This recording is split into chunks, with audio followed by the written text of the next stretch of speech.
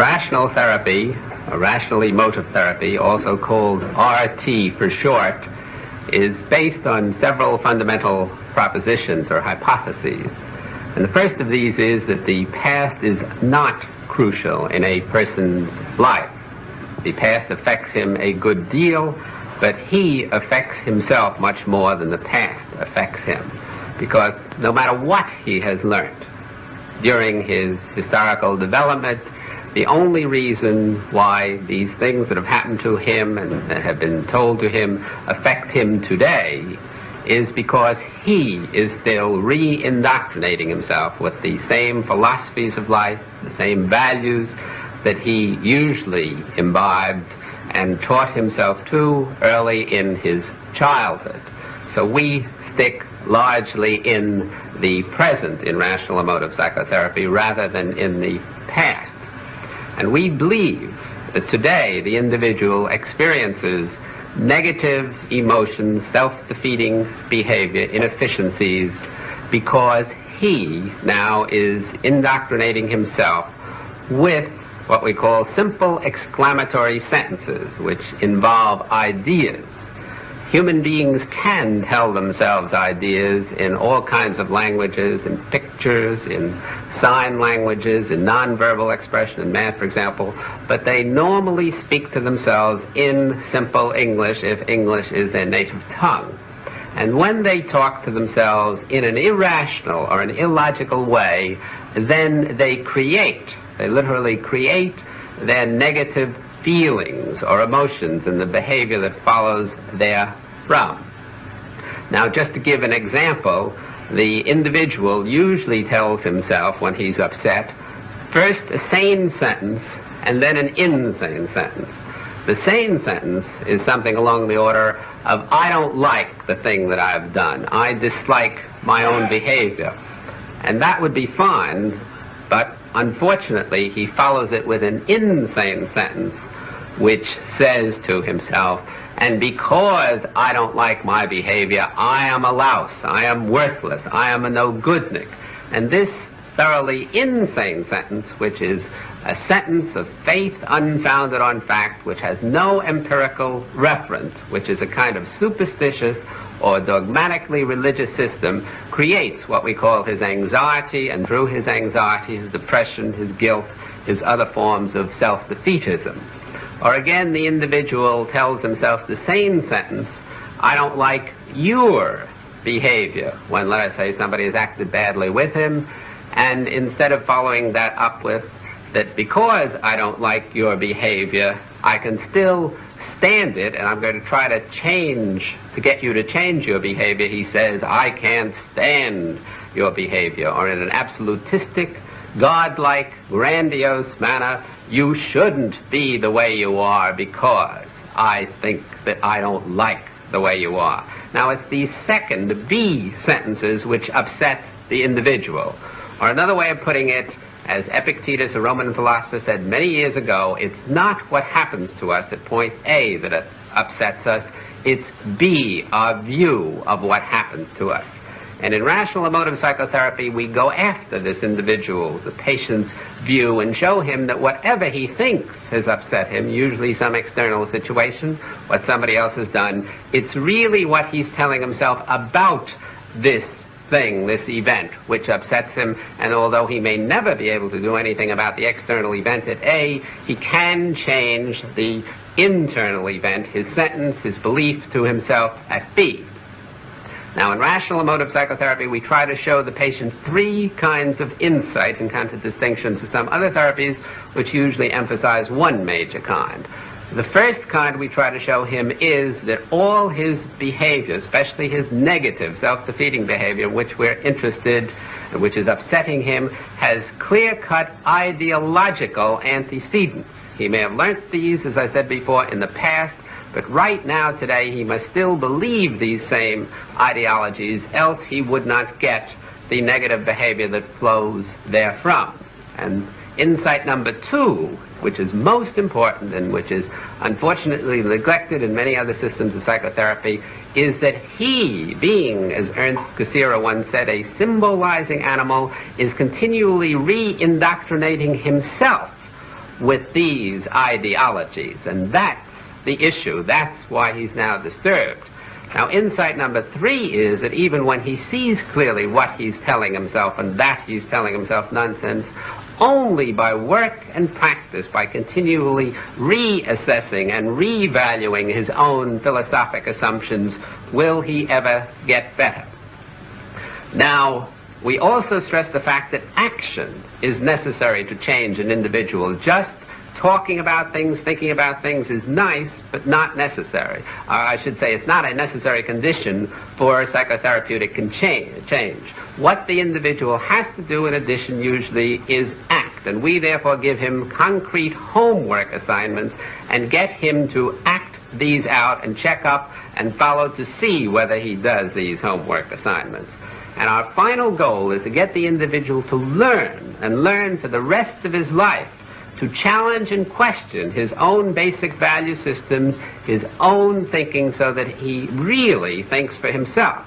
He must do this particularly when he feels miserable, he feels anxiety or depression or guilt or too much frustration or anything else that is negative, or when he behaves very inefficiently.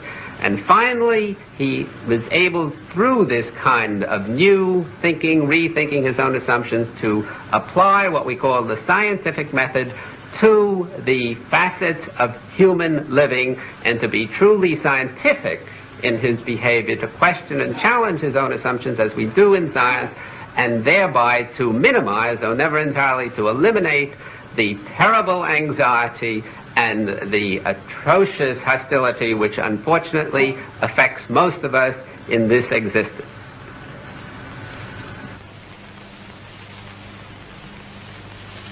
Hello, Gloria. I'm Dr. Ellis. How do you do, Dr. Ellis? Be seated, please. Well, would you like to tell me what's bothering you most? Yeah. I think the things that I'd like to talk to you the most about are adjusting to my single life. Mostly men, I guess. As a matter of fact, I don't know if I'm doing the wrong thing, but I'm going to refer to your book anyway, because this is what I'm impressed with, the book about the Intelligent Woman's Guide to Manhunting. Yeah. I tried to follow it, and I believe in it. This is why it's so fun reading your book, because I'm not much of a reader, but I sort of believe the same way you do. But then I've got a problem in this area. The men that I'm attracted to, or the type of man I'd like to become closely involved with, I can't seem to meet, or I get too shy with, or something that it just doesn't click. The men I seem to be dating nowadays are the ones that I don't respect much, the ones I don't enjoy much, that seem blip and uninteresting.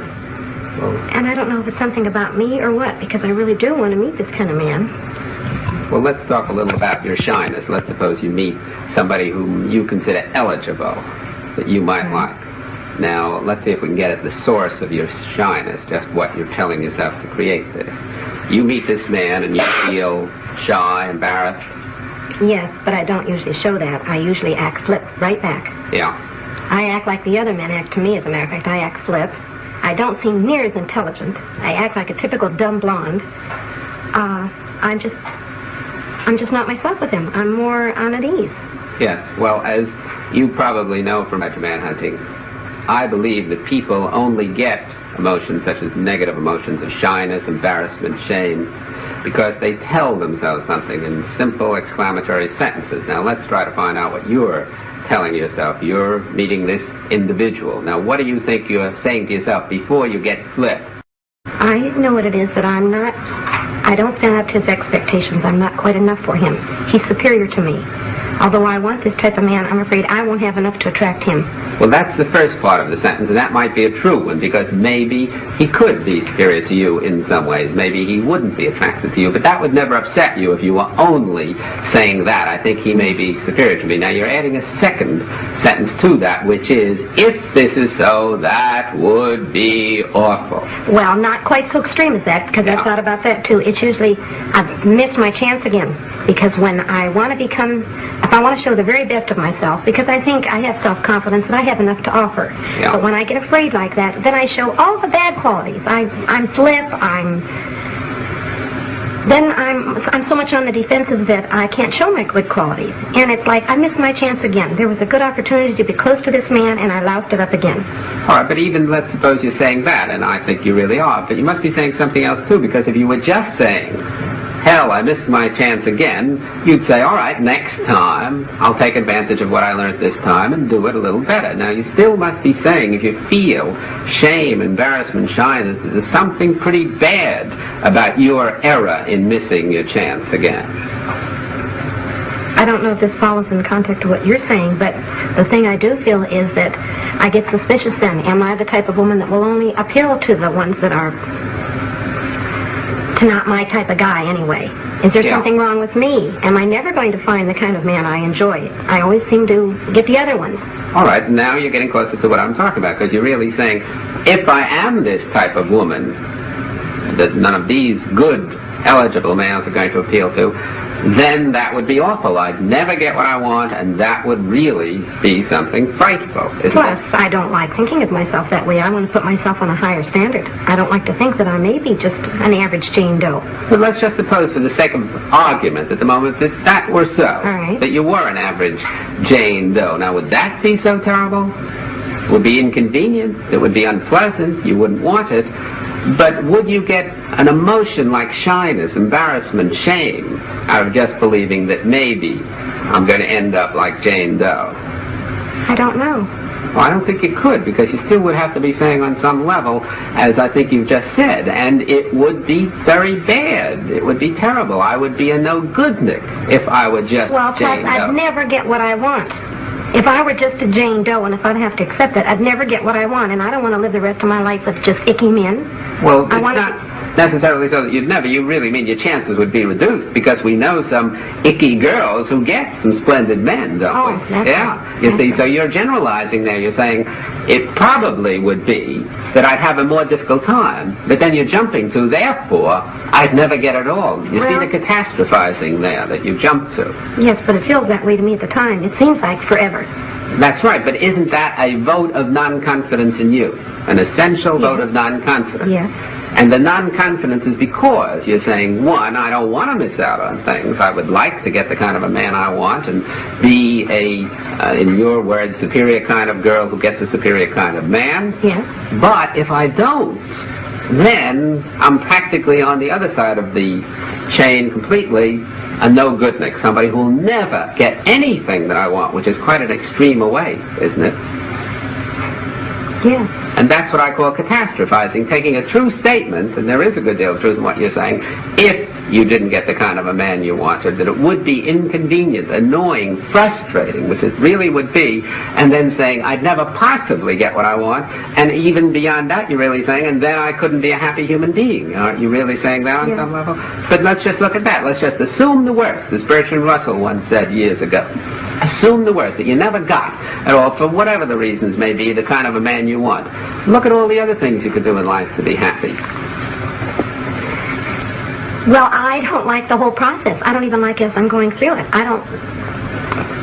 All right, even if it wasn't a catastrophe, even if I didn't look at it as a catastrophe, I don't like the way I'm living right now. For example, when I meet somebody that I'm interested in that could have some potential, right away I find I'm not near as relaxed with him. I worry more, should I be friendly? Should I kiss him goodnight? Should I do this? If it's just a Joe Doe and I don't give a darn, I can be anything I want to be. I turn out to be more of a person when I'm not as concerned. I don't like the way I'm, But you're not merely concerned, you're over-concerned, you're anxious, because if you were just concerned, you'd do your best and you'd be saying to yourself, if I succeed, great. If I don't succeed, tough. Right now, I won't get what I want. But you're over-concerned or anxious. You're really saying, again, that's what we said a moment ago, if I don't get what I want right now, I'll never get it. And that would be so awful that I've got to get it right now. That causes the anxiety, doesn't it? Yes, or else work toward it. Yes, but if I don't get it right now, that's all right, but I want to feel like I'm working toward it. Yes, but you want a guarantee, I hear. My trained ears hear you saying, I would like a guarantee of working towards it. And there are no certainties and guarantees. No, Dr. Ellis, I don't know why I'm coming out that way. What I really mean is, I want a step toward working toward it. Well, what's stopping you? I don't know, I thought, well, what I was hoping is, whatever this is in me, why I don't seem to be attracting these kind of men, why I seem more on the defensive, why I seem more afraid, you could help me what it is I'm afraid of so I won't do it so much. Well, my hypothesis is so far that what you're afraid of is not just failing with this individual man, which is really the only thing at issue when you go out with a new, and we're talking about eligible males now, we'll rule out the ineligible ones.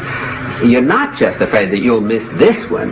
You're afraid that you'll miss this one, and therefore you'll miss every other, and therefore you prove that you are really not up to getting what you want, and wouldn't that be awful? You're bringing in these catastrophes. Well, you sound more strong at it, but that's similar. I feel like this is silly if I keep this up. If you keep There's something I'm doing. There's something I'm doing not to be as real a person with these men that I'm interested in. That's right. You're defeating your own ends by... I've done it again. Right. If I weren't so doggone anxious about trying to hook this guy, I could be more real. He's going to enjoy me more if I'm real anyway. So I'm only giving him the stinky part of me. Right. How can anybody I respect a chooch? And that's what I am when I don't really come through.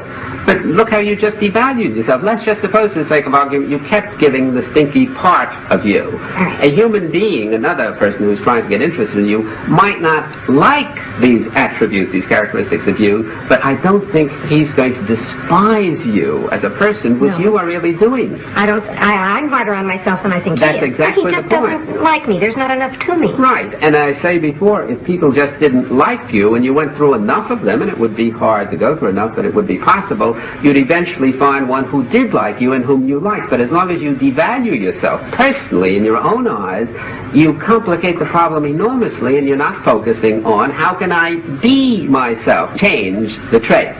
If you, for example, had let us just say, a mangled arm, and you wouldn't accept your whole person, your being, because of this mangled arm, then you would focus so much on that mangled arm that you wouldn't be able to do things that you wouldn't otherwise be able to do. That's almost what I do, yes. Yes, you see, that's exactly, so you're taking a part of you, an arm, and focusing almost completely on that.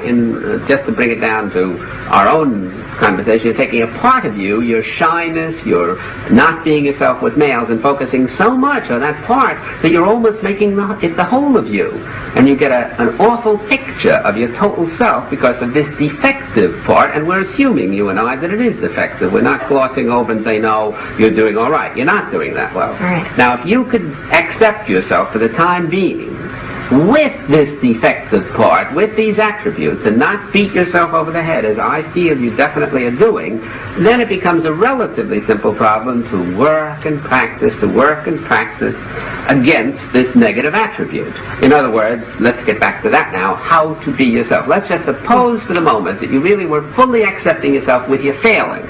All right. You know you're going to go out, and you know you're going to screw up with the next man, the man after that in all probability, but you're saying, all right, I have to go through a learning process. That's too bad. I won't be very good during this while, but I'll do it just as I would at ice skating, where I'd have to fall on my neck for a few times before I learned to ice skate. Okay, now let's suppose that. Then, if that was so, if you were really accepting you go out, take the risks of being you. Because after all, if you do win one of these men, you have to be yourself. You're not winning them for a day. You're not winning them for an affair. I assume you want to marry one of these individuals eventually and be with them a long time. But mostly a long relationship. I don't think so much of marriage is a long relationship. All right, a long relationship in the course of which you couldn't act. So we don't want to give you some acting well that he'll later find out was a role-playing sort of thing. So you have to eventually be yourself. Now, if you really weren't so disturbed about these current failings of yours, you could go out and be this self of yours. Ask yourself, what do I really want to do with this man to help enjoy him and have him help enjoy me? Because that's the basic function of life, enjoyment, which we tend to lose. And you'd force yourself to take the risk of being that. Because if you succeeded, great. If you failed, too bad. Either you're not for him, or he may even not be for you. Because don't forget, you said before, when these men reject you, you assume right away it must be my doing and my fault. You know, they may not be your cup of tea, and you may not be their cup of tea, and it's nobody's fault. It's just true incompatibility. Right, it could be, yes. You see. Yes. So if you would really accept yourself as you are, and then force yourself, and if you were one of my regular patients, I would give you this homework assignment and then check up on you to see whether you could force yourself to open your big mouth and be you for a while, even though it hurt with these males. you would find that A, you would start being yourself and gradually lopping off these inefficiencies, which incidentally are the result of not being you, but watching yourself from the outside while you're trying to be you, which is almost impossible, because you can't spy on yourself and still be yourself very well at the same time. No, but it would become like a habit. After a while, if you took the risks and forced yourself to, as I said, open your big mouth, and even though you thought maybe it'll come out badly, maybe he won't like me, maybe I'll lose him completely, and so on and so forth, then you'd start swinging in the groove and being what you want to be, and I would almost guarantee that you'd become more practiced and less inefficient, especially in terms of the shyness, because you wouldn't be focusing on, oh my God, isn't this awful how bad I am? You would be focusing on what a nice individual this is, and how can I enjoy him, which is the focus. Well, you say my focus is the opposite way. Right. How can I be more attractive to him, and how can he be pleased by me? Because underneath, if I am not, then I cannot enjoy myself. I refuse to accept myself unless I attract and win this good individual. Isn't that what you basically say? Yes, and I even go further, Dr. Ellis, when there is one of these men I come in contact with, and I find that I want to cultivate more of a relationship. Well, if he accepts me and we're going along pretty great, I find myself constantly on the defensive, constantly watching the way I sit, not drinking too much, the whole time, instead of just relaxing and saying he'll either like me or he doesn't. The most in psychotherapy, you're giving a very good illustration of why other directedness doesn't pay. Because if you really are defining yourself in terms of others' estimation of you, then even when you're ahead of the game and you're winning them, you have to be saying to yourself, will I win them today? Will I win them tomorrow? Will I keep winning them? And you're always focused on, am I doing the thing to please him? And you never are yourself. You never have a self. While if you're saying, what do I want to do in life? There must be some human beings who would like me the way I am. Let's see if this is one of those human beings. Then that's the only way, isn't it, that you can be, you see? Yeah. Now, we haven't got too much time now, so let's try to get it off on a constructive note of more concretely what you can do. You asked before where you can go, how you can meet new people. I'd say that, I don't know this particular area, but it's almost any place. If you could do what we are talking about, really take risks and focus on what you want out of life, and on the fact that it's going to take time, which unfortunately it does, and it is not awful, and you're not awful while it's taking that time, then you can leave yourself open unshyly to all kinds of new encounters. And these encounters can take place on buses, while waiting for a streetcar, if they have streetcars in this area, at cocktail parties, anywhere. You can talk to people who look eligible. You can ask your friends to get you eligible for mails and so on. But the main thing is that you have to, A, like yourself while you're not doing badly, and B, not be intolerant against conditions which are bad. And I'm agreeing with you that they are. Now, as I said, I would give you, if you were a patient of mine, the homework assignment of deliberately, very deliberately going out and getting yourself into trouble. In other words, taking the most eligible males you can find at the moment and forcing yourself, risking yourself to be you. Are you saying even if it were like if I went into a doctor's office to start a conversation with him because he was attractive to me or he appealed to me? Right. I'd even go so far as to starting out a conversation with him, a personal one? Why not? If he's an eligible individual, any kind of an eligible individual. Well, I feel you accept that, but that seems awfully brazen or something. Well, let's suppose it is brazen. What have you got to lose? The worst he can do is reject you, and you don't have to reject you if you were thinking along the lines that we've been 25 minutes or so. Oh, yeah. Now, can you try to do that? I think so. It sort of gives me a spurt to go out and see you. You're right, that's all I can do is be rejected. Right, and that leaves you intact. It just leaves you, unfortunately, not for the moment, getting what you want. So you try to the one you've already read, and I'll be very interested in finding out what happens. Oh, I'm excited about it. Well, it was certainly very nice meeting you, Gloria. Thank you, Doctor.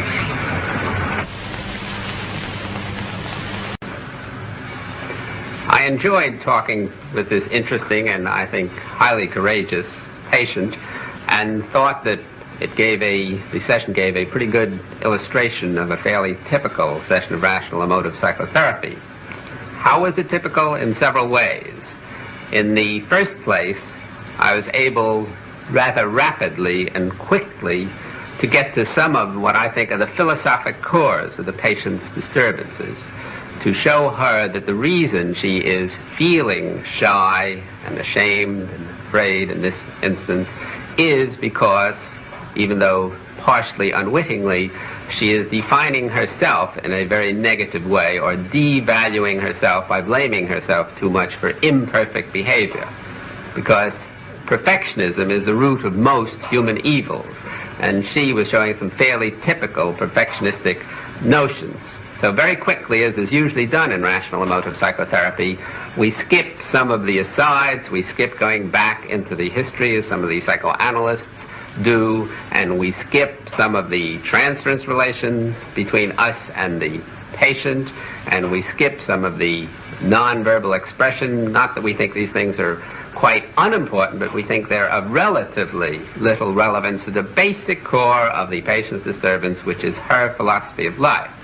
And typically, again, this patient showed both anxiety and low frustration tolerance, which most patients showed, and these were intertwined, and again, very usually, she was then beating herself over the head, blaming herself, condemning herself for feeling these kinds of feelings.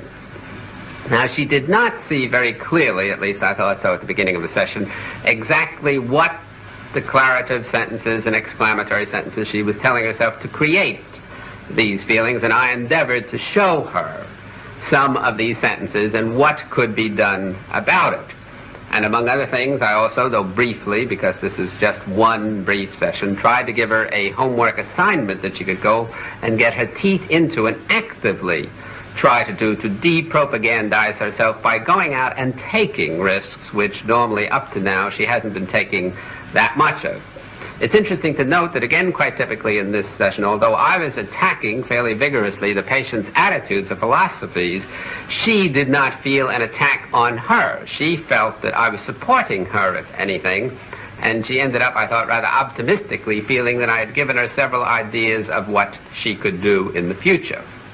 Again, rather typically in this session, I kept persuading the patient and attacking her ideas and showing her that her philosophy of life not only was such and such, but that if she stuck to this kind of philosophy, she had to get negative and self-defeating results from it.